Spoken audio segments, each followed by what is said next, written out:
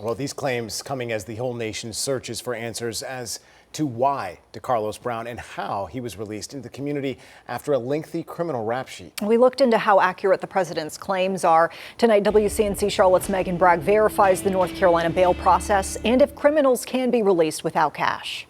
President Trump calling out Charlotte officials on Truth Social, claiming Brown was released on cashless bail in January, even though he had a lengthy criminal history. So we're breaking down the North Carolina bail system and what judges are allowed to do. Our sources, attorney Gary Monty and North Carolina law. We do not have a cashless bail system in North Carolina.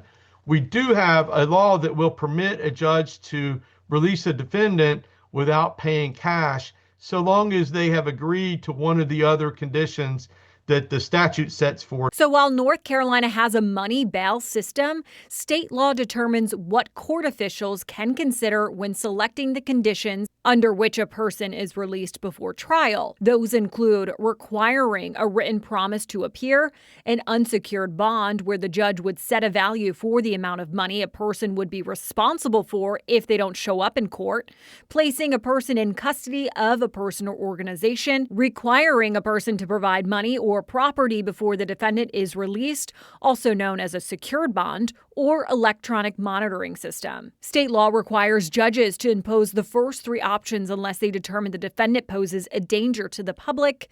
Court records show in January, Brown was arrested for allegedly making several 911 calls. Court documents also show he was released on a written promise to appear, meaning he did not have to pay money to the court. For prior arrests, he has had to pay bail.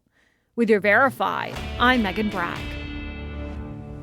And of course, we've been covering this story extensively ever since it broke more than 2 weeks ago now. Not just here on air during our newscast, but also during our live Impact News stream on WCNC Plus. In fact, we have an entire special dedicated to this that we were just airing this morning. So we were able to bring you hour-by-hour updates.